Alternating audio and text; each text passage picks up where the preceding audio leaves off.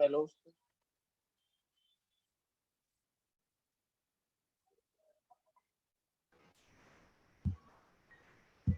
हाँ ब्रो, हाल चाल। बढ़िया। कौन? मिस्टर आदिब नजर हियर। भाई लेक्चर क्यों नहीं चल रहा है? पता नहीं यार क्यों नहीं चल रहा। कॉलिंग बिलो भाई। कैसे ब्रदर? 12 कर लो। पहले ये कर लो। चलो चलो। क्या प्रॉब्लम हो रही है यार? क्लास में चल रहा है क्या लेक्चर? पता नहीं।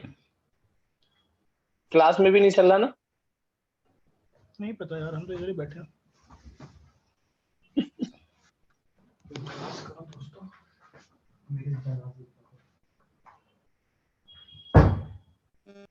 चलो मैं क्लास में किसी को फोन कर दूँ। तो करो भाई, करो, फोन करो।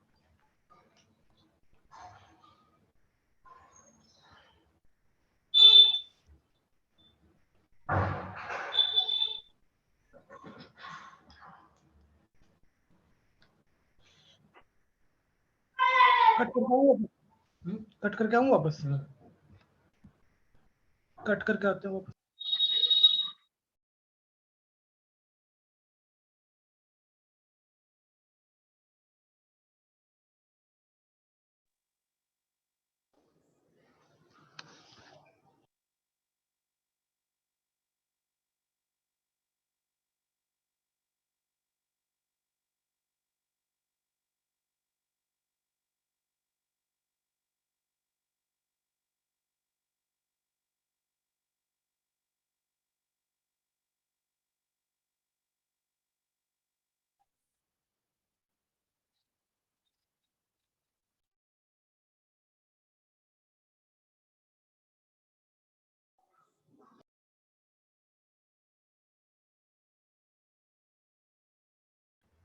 Hello sir, hello.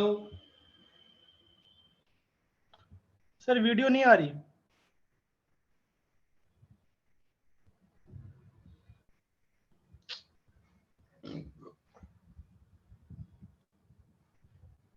और हाँ भाई, कैसे कैसे लोग हैं। विश्वानवी कुमारी और अब दीपक कुमार आ गया।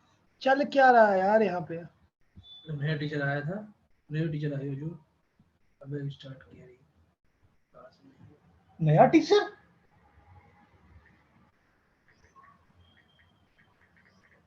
पागल हो गया क्या?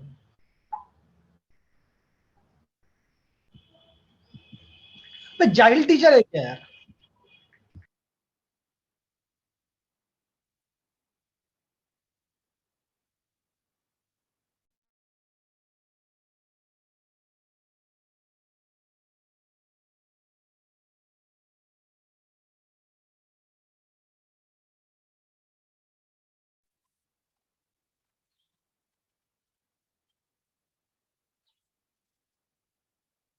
नहीं आवाज आ रही है, ना ही वीडियो दिख रही है। ये दिख कौन रहे हैं ये? Hello hello. नए टीचर आए हैं कोई? SNG sir. SNG है, एस जानता हूँ। एसएनजी सर है, एसएनजी सर।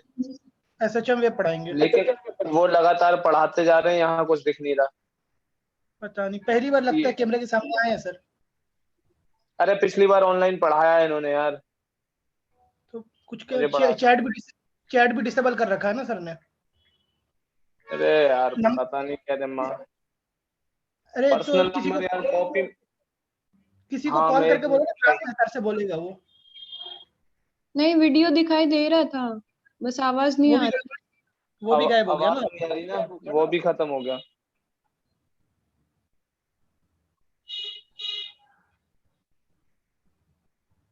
SNG का नंबर ही निकालो। टीचर क्लास में फोन नहीं उठाएगा। हाँ, एसएनजी बढ़िया पढ़ाता है। नाम नहीं सुना मैंने संजीव। तुम में से किसी ने पढ़ा है संजीव से क्या पहले? मैंने पढ़ा है। कैसा पढ़ा था? अच्छा पढ़ाता है। सिर्फ अच्छा या बहुत शानदार? अच्छा रिव्यू पढ़ाता है चल यार। रहा इस है। टाइम तो पढ़ना है यार। दिमाग खराब हो रहा है मेरा। क्लास छूट रही है। बहुत भयानक यार।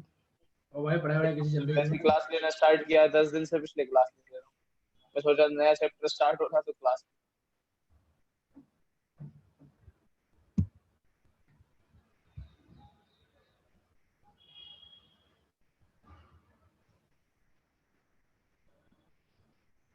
वो देखो आ गया इसका वीडियो।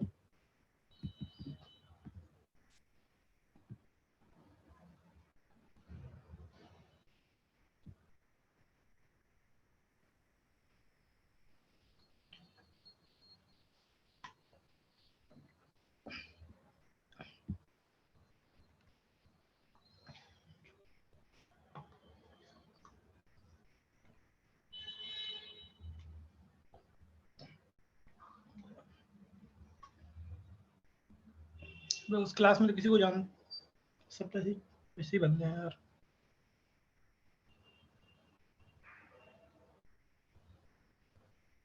ओह यहाँ इसकी सोचना, मैं पढ़ चुका हूँ, ये देखना। क्या करूँगा मैं?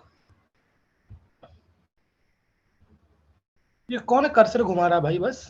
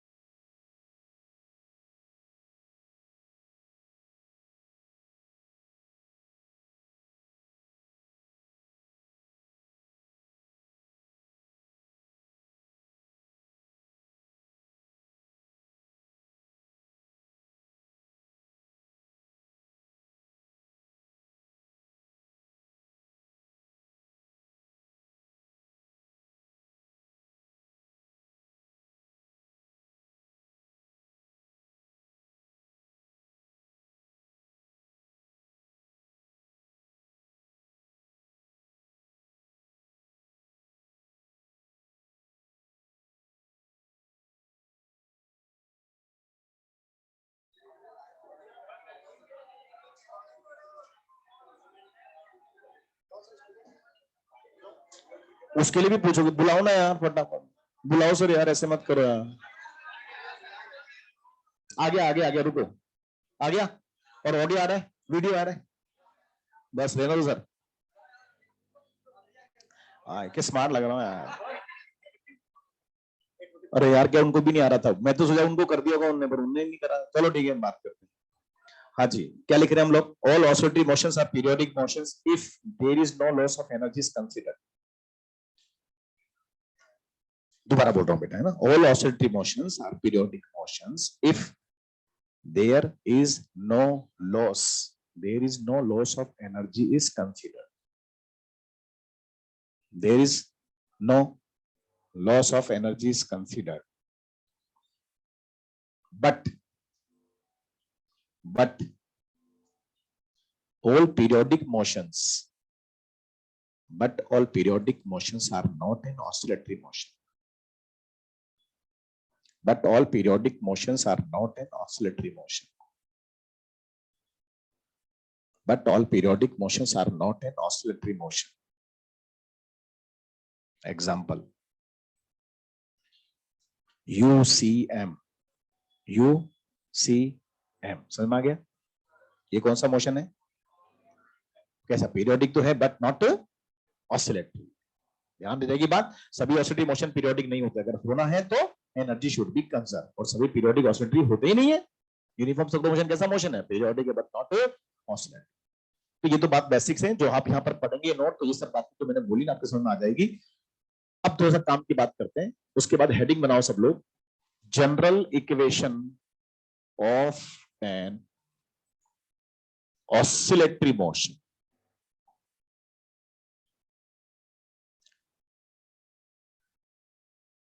General equation of an oscillatory motion, है ना? आप इसको समझ लेते हैं, उसके बाद लिख लेना आप लोग। बच्चों हमने पढ़ा ऑसिलेटरी मोशन, जिसमें क्या होता है, एक पॉइंट है ना, एक बॉडी है, फिक्स पॉइंट के बाद मीन के बाद to and fro up and down करती है, हम उस मोशन को बोलते हैं ऑसिलेटरी मोशन। अब इस मोशन को मैं मैथ में लिखना चाहता हूं, तो उसकी एक इक्वेशन होती है, जनरल इक्वेशन। वो क्या होती है वो देखना चाह रहा हूं, समझ ले क्या हो रहा है। हमें पता है कि जो ऑसिलेटरी मोशन होता है इस तरह से होता है। ये मोशन की मेन पोजीशन होती है, जिसके बाद बॉडी टू एंड फ्रो करता है।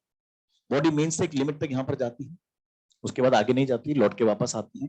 यहाँ पर जब आती है तो मीन पर रुकती नहीं है, इधर चली जाती है, और यहाँ पर जाती है तो यहाँ पे एक लिमिट तक जाती है, उसके बाद नहीं जाती। तो हम बोलते हैं ये मेन पोजीशन, उसके बाद बॉडी टू एंड फ्रो करती है एक लिमिट तक। और जो लिमिट होती है उसको एक्सट्रीम कहते हैं। क्या बोलते हैं? और एक्सट्रीम भी दो हैं, तो हम इसको बोलते हैं पॉजिटिव एक्सट्रीम, और ये क्या कहलाता बेटा? Negative extreme.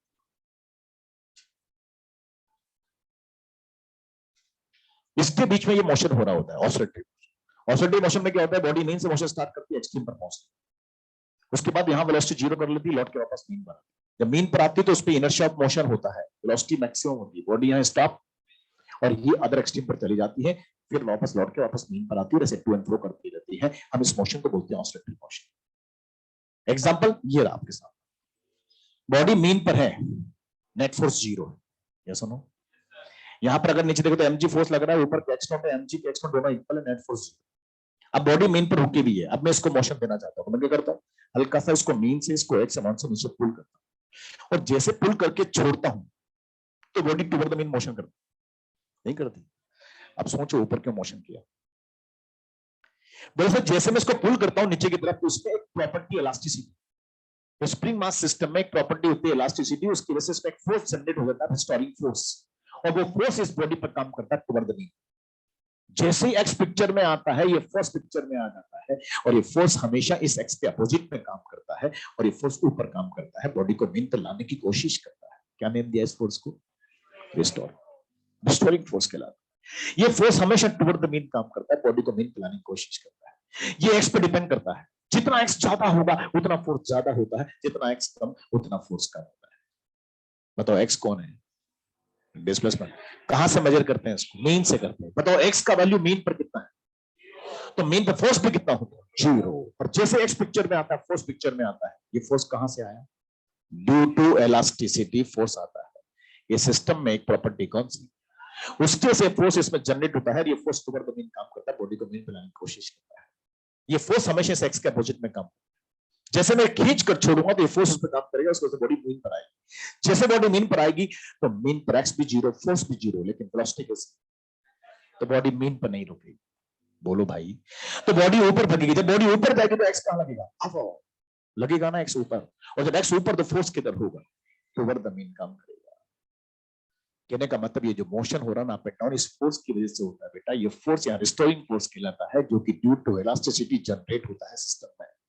अगर ये फोर्स नहीं होता तो ये मोशन नहीं हो रहा। और दूसरा, यहां जो फोर्स होता है ये हमेशा एक्स के अपोजिट में काम करता है। एक्स कौन, कहां से मेजर करते हैं, इसका डायरेक्शन हमेशा अवे फ्रॉम द मीन होता है।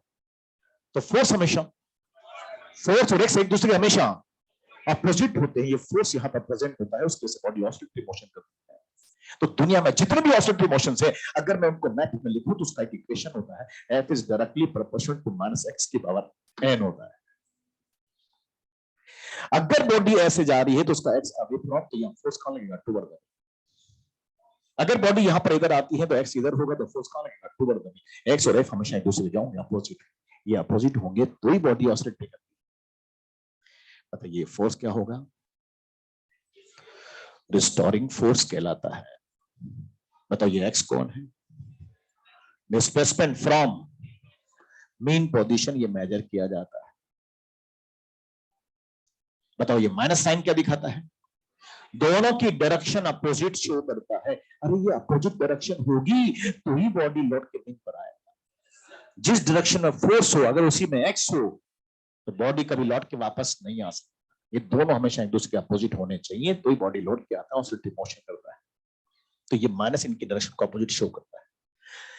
एक पर यहां पर और आती है एन, और एन का वैल्यू इसके अगर देखें तो उसका वैल्यू 1 3 5 7 9 एन ऑड इंटीजर होता है। बच्चों एन का वैल्यू ध्यान रखेंगे, ये हमेशा ऑड वर्ड होता है, ये कभी इवन वर्ड नहीं हो सकता, ये कभी पॉइंट डेसिमल में नहीं हो सकता, हमेशा इंटीजर होता है।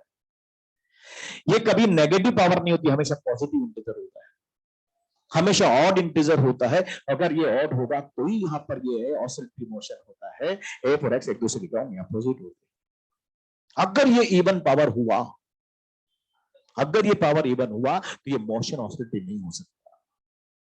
कहने का मतलब दुनिया में जितने भी ऑसिलेटरी मोशंस है, अगर मैं उनको मैथ में लिखना चाहता हूं तो उसकी इक्वेशन होती है F is directly proportional to minus x की पावर n, और n का वैल्यू 1357 कुछ भी हो सकता है। मैं आपको वो प्रूव कर देता हूं, सपोज सुनना ध्यान से। मान लीजिए मेरे पास इक्वेशन है F is directly proportional to minus x की पावर 2। बताओ पावर कितनी, इवन है कि ऑड? मैं इसको चेक करता हूं, साला ये एसएचएम ये ऑसिलेटरी है कि नहीं, है ना भाई? तो ऑसिलेटरी के लिए कंडीशन क्या है, एक्स अगर नेगेटिव है तो एफ पॉजिटिव होना चाहिए, और एक्स अगर पॉजिटिव तो एफ नेगेटिव होना चाहिए। हम एक काम करते हैं, इसमें देखते हैं एक्स का वैल्यू पॉजिटिव। सपोज मैंने एक्स को रखा पॉजिटिव, एक्स को मैंने क्या रखा, अगर एक्स मैंने पॉजिटिव रखा तो पॉजिटिव का होल स्क्वायर, और आगे क्या है, इसका मतलब फोर्स कैसा हो गया, नेगेटिव। नहीं समझ में नहीं आया? अरे एक्स की स्क्वायर है ना, तो एक्स पॉजिटिव है, पॉजिटिव का होल स्क्वायर, तो आगे इक्वेशन में माइनस आ ही रहा है, तो अगर ये प्लस है तो ये माइनस हो रहा है। अब एक्स का वैल्यू नेगेटिव, तो जब एक्स का नेगेटिव तो नेगेटिव का होल स्क्वायर, और आगे ऑलरेडी इसका मतलब फोर्स क्या हो गया, नेगेटिव। देखो ना, बोले यहां तो हो रहा है ये प्लस है तो ये माइनस, लेकिन यहां माइनस है तो ये माइनस हो, इसका तो दोनों सेम डायरेक्शन। इसका मतलब एक तरफ बॉडी जब जाएगी तो सारी लौट के कभी वापस नहीं आएगी। जिस डायरेक्शन में एक्स है उस डायरेक्शन में फोर्स काम कर रहा है, तो बताओ बॉडी कभी लौट के वापस आ सकता है? जितना ज्यादा एक्स उतना ऊंची डायरेक्शन में फोर्स ज्यादा होगा, बॉडी को और दूर जाता जाएगा, मतलब बॉडी कभी लौट के वापस आ सकती है क्या? ऑसिलेटरी मोशन नहीं हो सकती। लेकिन अगर मान लो f is directly proportional to minus x की पावर 3 हुआ तो आप सोचो एक्स का वैल्यू यहां पर पॉजिटिव ले लो, पॉजिटिव का क्यूब पॉजिटिव होता है, तो फोर्स क्या होगा, नेगेटिव। बोलो ना यार, अगर एक्स नेगेटिव हुआ तो नेगेटिव का क्यूब नेगेटिव होता है, negative into negative positive, positive into negative negative, है ना? और नेगेटिव नेगेटिव क्या हो गया, पॉजिटिव, फोर्स पॉजिटिव। तो ये प्लस तो ये माइनस, ये माइनस ये प्लस, इसका मतलब ये ऑसिलेटरी मोशन कर रहा है। दुनिया में जितने भी ऑसिलेटरी मोशंस है, अगर मैं उसको मैथ में लिखना चाहता हूं तो उसकी मैथमेटिकल इक्वेशन है F is directly proportional to minus x की पावर n। n कैसा होगा, एन ऑड पॉजिटिव इंटीजर होता है। बोलो, ऑड पॉजिटिव इंटीजर होता है। जितना पावर ये ज्यादा होता जाता है उतना मोशन टिपिकल होता है, कॉम्प्लेक्स होता है। एक बात और सुनो, पावर जितनी ज्यादा होगी उतना फोर्स ज्यादा होगा। चलो पावर 3 तो बताओ F is directly proportional minus x की पावर 3, और पावर 7 तो F is directly proportional to minus x की पावर 7। बताओ किस केस में फोर्स ज्यादा है? 7 में। और जब फोर्स ज्यादा होगा तो बॉडी गुस्से में मोशन करेगी। गुस्से का मतलब मोशन टिपिकल होगा, कॉम्प्लेक्स होगा, स्लो स्लो सरल मोशन नहीं होगा। समझे मेरी बात? मतलब मैं ये समझाना चाह रहा हूं कि पावर जितनी ज्यादा होगी उतना मोशन टिपिकल होगा, कॉम्प्लेक्स होगा, और जितना पावर कम होता जाता है ये उतना मोशन आसान होता है, सिंपल होता जाता है। बताओ सबसे छोटा पावर कौन? और अगर यहां पर n का वैल्यू 1 हो जाए तो ये ऑसिलेटरी मोशन का सबसे सिंपलेस्ट केस कहलाता है, इजीएस्ट केस कहलाता है, और हम इसको क्या बोलते हैं? एसएचएम कहते हैं, सिंपल हार्मोनिक मोशन कहते हैं। कहने का मतलब, अरे रे रे अगर मैं आपसे बोल दूं n का वैल्यू 1 हो जाए then f is directly proportional to minus x की पावर क्या होगा? 1, and it is called as, and it is the simplest form of an oscillatory motion called as SHM। तो हम इस चैप्टर में पढ़ते हैं एसएचएम, उसका इंट्रोडक्शन है, ये उसका ओरिजिन फिनोमिना है कि यहां से ओराइजन होता है। ये उसका इंट्रोडक्शन है कि दुनिया में अगर कोई एसएचएम है तो उसकी पहली कंडीशन में है मोशन शुड बी ऑसिलेटरी। ये तो है। ये कौन है? ऑसिलेटरी मोशन की जनरल इक्वेशन बोलो ना यार। एन का वैल्यू कितना होता है? 13579। जितना पावर ज्यादा होगा उतना मोशन टिपिकल होगा, कॉम्प्लेक्स होगा। पावर जितना कम होगा उतना मोशन आसान होगा। अगर एन का वैल्यू सबसे कम हो जाए 1 तो ये उसका सबसे सिंपलेस्ट केस होगा। हम इसको क्या बोलेंगे? एसएचएम। इसका मतलब ये होगा कि दुनिया में जितने भी एसएचएम हैं क्या वो सब एक ऑसिलेटरी मोशन?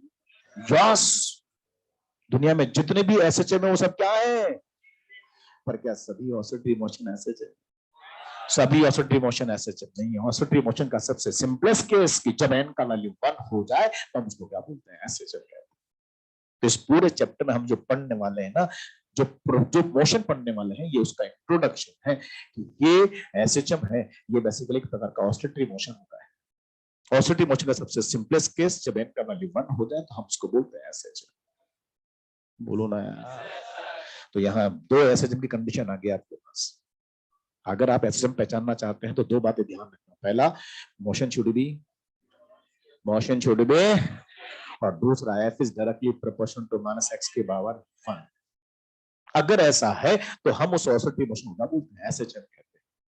तो लिख ले, थोड़ा सा ध्यान रखेंगे, ये हमारे चैप्टर का ओरिजिन है, मतलब पहला चैप्टर यहां से स्टार्ट होता है, हम उसको बोलते हैं एसएचएम।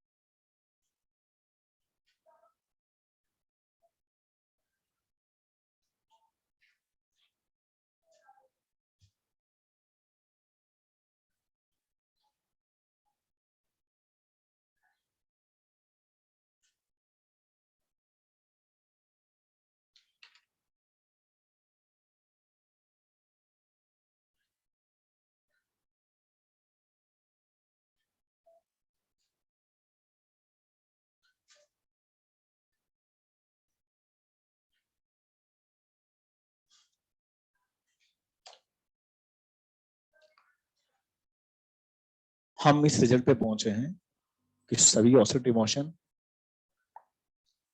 एसएचएम नहीं होते, लेकिन सभी एसएचएम ऑसिलेटरी मोशन होते। ऑसिलेटरी मोशन की एक स्पेशल कंडीशन कि जब F is directly proportional to -x⁻1 हो जाए तो हम उसको बोलते हैं एसएचएम।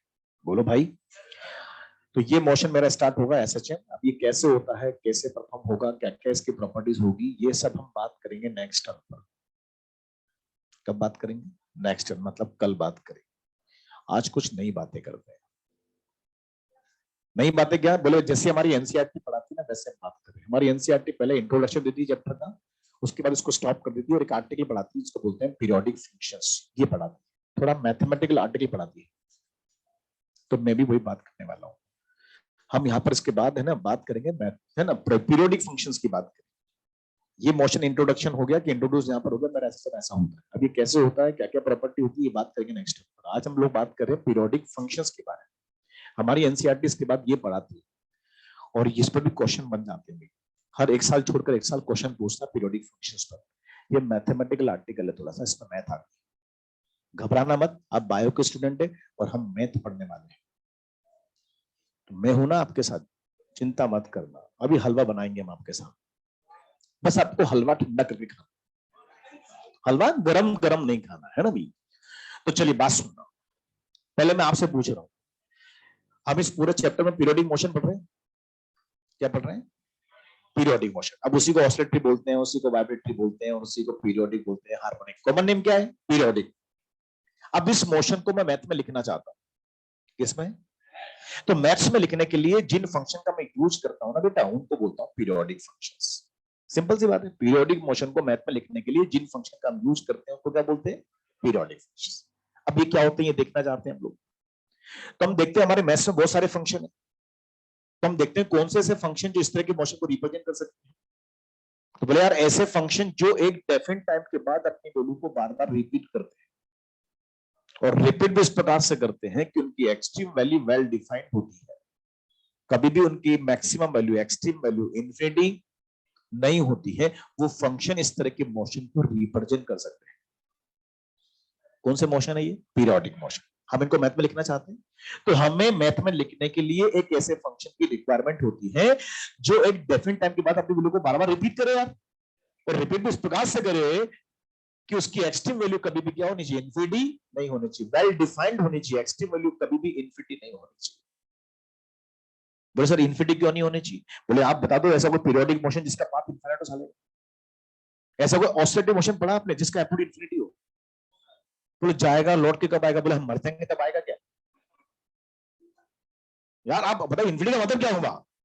आप बताओ ऐसा कोई एसएसएम पढ़ा आपने जिसका एब्सोल्यूट इंफिनिट? काय का एसएसएम भी तू मतलब कब लौटेगा तू भाई? मेरी बात समझ रहे हैं आप लोग? तो मतलब हम बोलते हैं कि ऑसिलेटरी मोशन, पीरियोडिक मोशन अगर मैथ में लिखना चाहते हैं तो इनको लिखने के लिए हमें एक ऐसे फंक्शन की रिक्वायरमेंट होती है जिसकी एक्सट्रीम वैल्यू वेल डिफाइंड होती है, कभी भी इंफिनिटी नहीं होनी चाहिए। ठीक है ना? तो हमने मैथ में देखा बहुत सारे फंक्शंस, ट्रिग्नोमेट्री फंक्शन है, algebraic function, logarithmic function, exponential function, बहुत सारे फंक्शन। इन सबको हमने चेक किया तो इन सभी फंक्शन में दो ही ट्रिग्नोमेट्री फंक्शन ऐसे मिलते हैं जो इस तरह की प्रॉपर्टी को रखते हैं, sine theta and cos theta. बच्चों sine theta and cos theta ऐसे फंक्शंस होते हैं जो एक डेफिनेट टाइम के बाद अपनी वैल्यू को बार बार रिपीट करते हैं, और रिपीट भी इस प्रकार से करते हैं कि उनका एक्सट्रीम वैल्यू वेल डिफाइंड होता है, +1 से -1 के बीच में हो। अरे यस और नो? उनका वैल्यू कभी भी इंफिनिटी नहीं होता, +1 से -1 के बीच में होता है। और इसीलिए दुनिया में जितने भी पीरियोडिक मोशंस है, अगर मैं उनको मैथ में लिखना चाहता हूं तो केवल दो ही फंक्शन यूज करता हूं, sign theta and cos theta. तीसरा कोई फंक्शन यूज नहीं कर सकता, क्योंकि उसके अलावा tan theta, cot theta, sec theta, cosec theta, इन सालों सबकी वैल्यू इंफिनिटी हो जाती है। होती कि नहीं होती? एक्सपोनेंशियल की वैल्यू इंफिनिटी हो जाती है, लॉग की फंक्शन की वैल्यू इंफिनिटी हो जाती है। होती कि नहीं होती? इसका मतलब मैं आपको ये समझा रहा हूं कि दुनिया में जितने भी पीरियोडिक मोशंस हैं, अगर हम उनको मैथ में लिखना चाहते हैं तो केवल दो ही फंक्शन यूज कर सकते हैं, sine theta and cos theta. तीसरा कोई लैंग्वेज नहीं मिलेगा। सही बोल रहा हूं क्या? बिल्कुल सही बोल रहा हूं। इसका मतलब ये होगा कि जितने भी पीरियोडिक मोशन सब साइन कॉस की भाषा में होते हैं। यस बिल्कुल होते हैं, तीसरी कोई भाषा नहीं मिलेगी। तो मैं उसको उल्टा बोल रहा हूं, सुनना कि जितने भी साइन कॉस के फंक्शन है क्या वो सब पीरियोडिक मोशन होते हैं? वो सर ऐसा भी नहीं, फेंका थोड़ी ले रखा साल ने जितने भी पीरियोडिक मोशंस होते हैं वो सब साइन कॉस की भाषा में होते हैं, ये बात कंफर्म। बोलो ना यार। लेकिन सभी साइन कोस के फंक्शन जो है वो कभी पीरियोडिक, मतलब सभी साइन कोस के फंक्शन पीरियोडिक मोशन शो करे ऐसा भी गारंटी नहीं। सभी साइन कोस के फंक्शन पीरियोडिक मोशन शो करते हैं ऐसा भी कोई फिक्स नहीं। उसके लिए उनको कुछ कंडीशंस फॉलो करनी पड़ती है। ये तो बात कंफर्म है कि पीरियोडिक मोशन किस भाषा में होगी, साइन कोस में, लेकिन सभी साइन कोस की भाषा पीरियोडिक मोशन होती है ये गारंटी नहीं है। उसके लिए उनको कुछ कंडीशन फॉलो करनी पड़ती है। वो कंडीशंस क्या क्या है मैं आपको शेयर कर रहा हूं, आपको लिखाऊंगा, बस आप अभी सुने ध्यान से। अब उनको समझाने के लिए एक बात और समझा दूं मैं आपको कि मेरी एनसीईआरटी जो पढ़ाती है ना, वो फंक्शन जो पीरियोडिक फंक्शन है वो तीन तरह से पढ़ाती है। एक तो होता है पीरियोडिक फंक्शन में, एक होता है सिंपल हार्मोनिक फंक्शन। हम एनसीईआरटी के अकॉर्डिंग बात करेंगे तो हमारी एनसीईआरटी तीन तरह के फंक्शन पढ़ाती है पीरियोडिक फंक्शन। एक तो होता है सिंपल हार्मोनिक फंक्शन। कौन सा? सिंपलेस्ट फॉर्म, इजीएस्ट फॉर्म, सोने पे सुहागा, बेस्ट कंडीशन, इजीएस्ट केस। बहुत सारे नाम बोल दिए मैंने, आया गया? Simple harmonic, simplest case, easiest case, है ना, मतलब सबसे सोने पे सुहागा, best condition, easiest form, that is called simple harmonic function. एक होता है हार्मोनिक तो है बट नॉट सिंपल हार्मोनिक। हो सकता है क्या ऐसा? एक तो होता है सिंपल हार्मोनिक, हार्मोनिक मोशन का सिंपलेस्ट फॉर्म, और एक होता है हार्मोनिक तो है साला लेकिन सिंपल हार्मोनिक नहीं। दो कैटेगरी होगी। अच्छा एक बार बताओ, जितने भी सिंपल हार्मोनिक फंक्शन है क्या वो सब हार्मोनिक होते हैं? यस, सिंपल हार्मोनिक है तो हार्मोनिक तो डेफिनेटली है, पर क्या सभी हार्मोनिक सिंपल हार्मोनिक होते हैं? तो दो कैटेगरी होगी ना यार। एक तो होता है सिंपल हार्मोनिक फंक्शन, एक होता है harmonic periodic but not simple harmonic, और तीसरा होता है नॉन पीरियोडिक फंक्शन। तीन तरह के फंक्शन हमारी एनसीईआरटी पढ़ाती है। पहला है सिंपल हार्मोनिक फंक्शन, एक होता है हार्मोनिक तो है पीरियोडिक तो है बट नॉट सिंपल हार्मोनिक, और तीसरा है नॉन पीरियोडिक फंक्शन।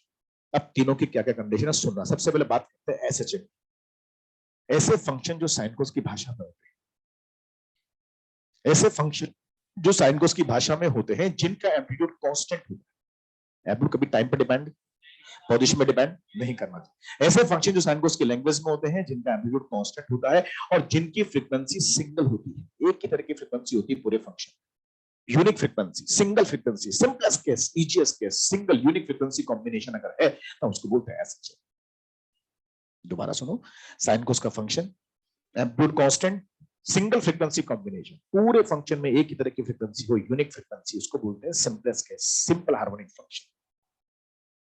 पर कभी कभी ऐसा होता है कि साइन कोस का फंक्शन भी एम्पलीट्यूड भी कांस्टेंट है पर फ्रीक्वेंसी एक से ज्यादा आ जाती है, और ऐसी है ज्यादा integral multiple combination. Integral multiple समझते हैं हम?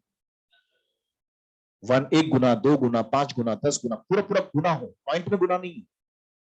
इंटीजर मल्टीपल का मतलब समझते हैं? Integral multiple. तो ऐसे फंक्शंस जो साइन कोस की भाषा में होते हैं जिनका एम्पलीट्यूड कांस्टेंट होता है और जिनकी फ्रीक्वेंसी एक से ज्यादा होती है पर integral multiple combination of frequency होती है, किसमें? तो हम उसको बोलते हैं periodic but not SHM. Periodic तो है बट नॉट एसएचएम, क्योंकि एक से ज्यादा फ्रीक्वेंसी आएगी ना, सिंपलेस्ट केस नहीं रहा, एक से ज्यादा फ्रीक्वेंसी सिंपलेस्ट केस, तो वो सिंपलेस्ट केस नहीं तो एसएचएम तो नहीं है, लेकिन पीरियोडिक बट नॉट एसएचएम। दो बातें, साइन कोस का function amplitude constant, single frequency, सोने पे सुहागा, best condition, SHM. Sign cos का फंक्शन एम्पलीट्यूड कांस्टेंट, फ्रीक्वेंसी एक से ज्यादा, integral multiple combination, periodic but not SHM. तीसरा, ऐसे फंक्शन जो साइन कोस की भाषा में ना हो, नॉन पीरियोडिक। अबे साइन कोस तो पहली कंडीशन में होना चाहिए, बोलो ना यार। तीसरा, ऐसे फंक्शन जो साइन कोस की भाषा में तो है लेकिन एम्पलीट्यूड टाइम पे डिपेंड कर जाए, तो टाइम एम्पलीट्यूड वेरिएबल हो जाएगा, तो वैसा फंक्शन कैसा हो गया? Non periodic. मेरी बात समझ में आई? जैसे मैं आपको एग्जांपल दूं, सुनना ध्यान से। मैंने कहा एक फंक्शन है y equals to a sin omega t, और आपसे पूछा फंक्शन का नेचर कैसा हो। साइन कोस का फंक्शन है, एम्पलीट्यूड कांस्टेंट है, सिंगल फ्रीक्वेंसी। आप बताओ फंक्शन एक है ना पूरा, जब पूरा फंक्शन एक है तो फ्रीक्वेंसी भी सिंगल है। ये बताओ ट्रिग्नोमेट्री फंक्शन है, उसके पीछे जो टर्म आती है उसको फेज एंगल कहते हैं। फेज एंगल में दो बातें, ओमेगा टी, टी तो कौन है? टाइम, तो ये कौन है? ओमेगा, एंगुलर फ्रीक्वेंसी है। आप बताओ ओमेगा को बोलते हैं 2 पाई n, जिससे फ्रीक्वेंसी छुपी हुई ना, तो ये इसकी फ्रीक्वेंसी है और ये फ्रीक्वेंसी एक ही है। अरे फंक्शन ही एक है तो फ्रीक्वेंसी भी सिंगल, एक यूनिक फ्रीक्वेंसी, तो बताओ उसको क्या बोल लेंगे? साइन कोस का function amplitude constant, single frequency, क्या बोलेंगे ऐसे? अगर फंक्शन ऐसे आ जाए y equals to a sin omega t plus b cos omega t,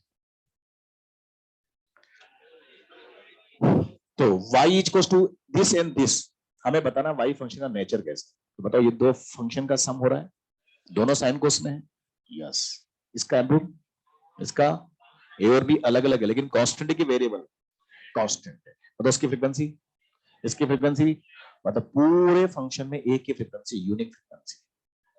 बताओ इसकी फ्रीक्वेंसी कितनी है, ओमेगा। इसकी भी कितनी है, तो दोनों फंक्शन की फ्रीक्वेंसी सेम ही तो हुई, तो पूरे फंक्शन की फ्रीक्वेंसी एक ही तो हुई, यूनिक फ्रीक्वेंसी। बताओ ये भी कौन होंगे, ऐसे चलो। लेकिन अगर मैं आपसे बोल दूं y इक्वल्स टू यहां पर लिखेंगे a और ये होगा sin ओमेगा t प्लस यहां पर लिखेंगे b cos 2 omega t। Sign cos का फंक्शन है, यस। एम्पलीट्यूड कांस्टेंट है, यस। इसकी फ्रीक्वेंसी ओमेगा और इसकी कितनी, 2 ओमेगा। आपको पता है ये इसके 2 गुना है इंटीग्रल मल्टीपल कॉम्बिनेशन में। फ्रीक्वेंसी एक से ज्यादा है पर इंटीजर मल्टीपल कॉम्बिनेशन में है। बताओ क्या बोलेंगे, periodic but not SH. SHM तो नहीं है क्योंकि सिंपलेस्ट केस नहीं है, इजीएस्ट केस, पर पीरियोडिक तो है। पीरियोडिक कैसे, देखो भी समझाता हूं। इसकी कितनी फ्रीक्वेंसी, इसकी कितनी है, जितने टाइम में ये फंक्शन अपने वैल्यू को एक बार रिपीट करता है उतने में वो भाई साहब 2 बार रिपीट करके वहीं पहुंचता है। ये तो मतलब हुआ। इसकी फ्रीक्वेंसी कितनी है, ओमेगा। इसकी कितनी है, जितने टाइम में ये फंक्शन अपने वैल्यू को एक बार रिपीट करता है उतने में वो कितनी बार करता है, 2 बार करके वहीं पहुंचता है। इसका मतलब ये ऐसा फंक्शन है, ये भी एक डेफिनेट टाइम के बाद अपने वैल्यू को रिपीट कर रहा है। बस फर्क कितना सा है कि ये एक बार करता है उतने में ये 2 बार करता है। इसका मतलब ये भी रिपीट तो कर रहा है, ये भी रिपीट कर रहा है, एक डेफिनेट टाइम में रिपीट कर रहा है। तो बताओ मोशन कैसा होगा, पीरियड।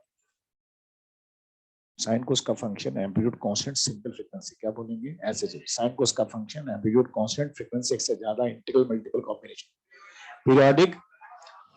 लेकिन अगर फंक्शन ऐसे आ जाए कि y इक्वल्स टू e की power minus omega, sine cos ही नहीं है साला, कैसा फंक्शन है, non periodic.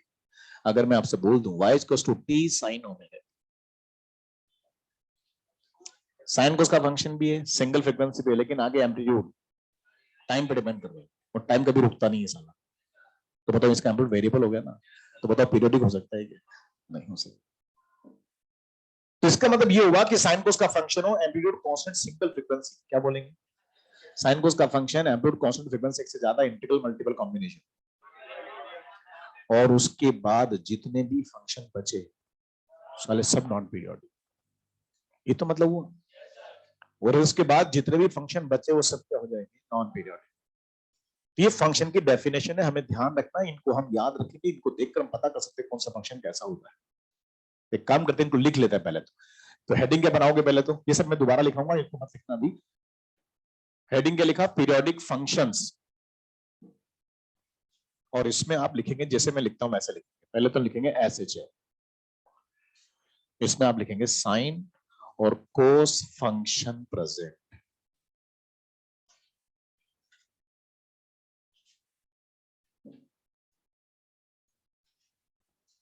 Amplitude constant,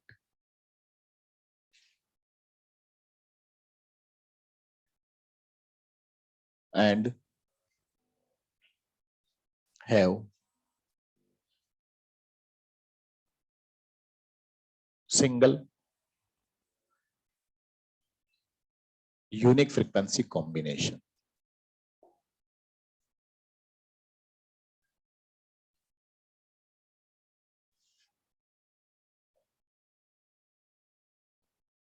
Periodic but not as such.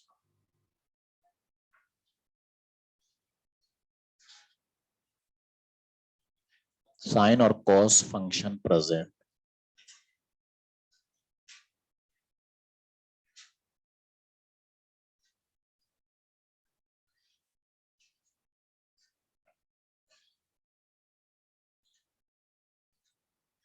Amplitude constant. And have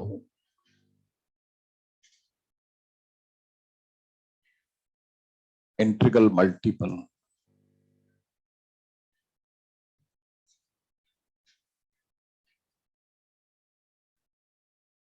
frequencies combination.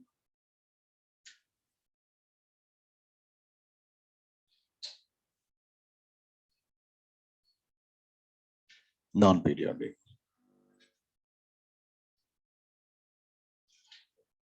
all remaining functions.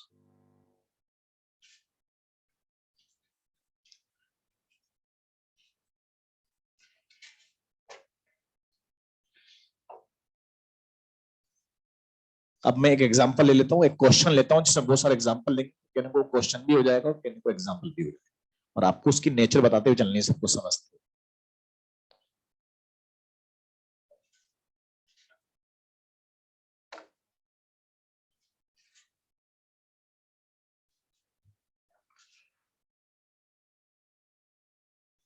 Question ये है,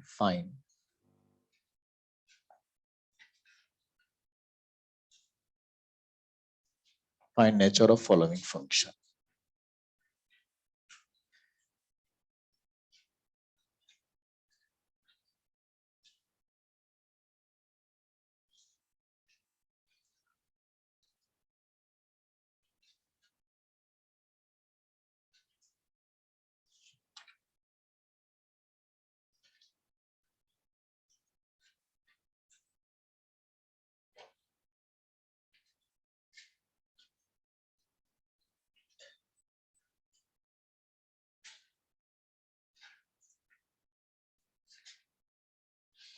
ठीक है ना, आपको नेचर भी बताते चलनी है और समझते हुए चलनी है, एग्जांपल भी हो जाएंगे ये और क्वेश्चन भी हो जाएंगे। आपसे पूछो y = a sin 2 omega t, बताओ फंक्शन का नेचर कैसा हो?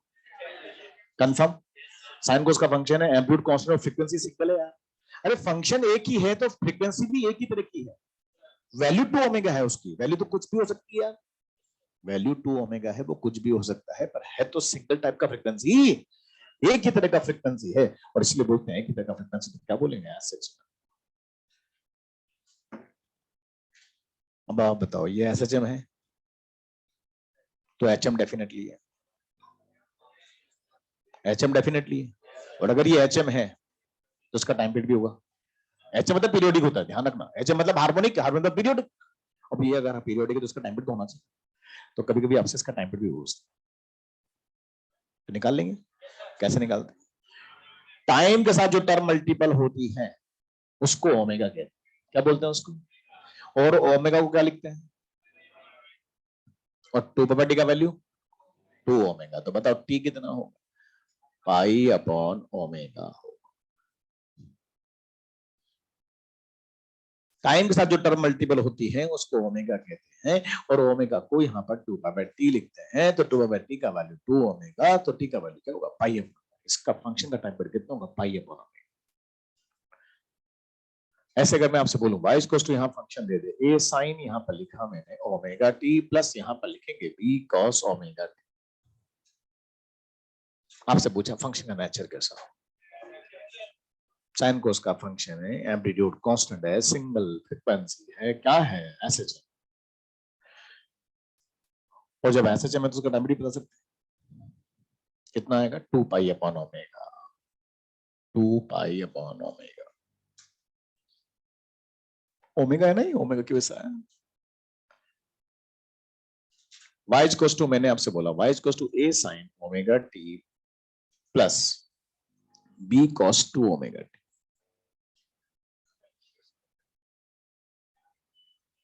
साइन कोस का फंक्शन है, एम्पलीट्यूड भी कांस्टेंट है, फ्रीक्वेंसी x से ज्यादा है, इंटीग्रल मल्टीपल कॉम्बिनेशन में, ये ओमेगा उसका 2 गुना आ रहा नहीं, इंटीग्रल मल्टीपल कॉम्बिनेशन, तो क्या बोलेंगे इसको, पीरियोडिक बट नॉट एसएचएम। अब आपको पता है ये पीरियोडिक तो है, पीरियोडिक तो है, तो इसका टाइम पीरियड भी होगा। हमें तो y का बताना है ना, हमें उनसे क्या मतलब, हम तो y जो फंक्शन है उसका टाइम पीरियड बताना चाह रहे हैं। भाई ये फंक्शन अगर पीरियोडिक है तो इसका टाइम पीरियड होना चाहिए साला एक एक्सक्लूसिव।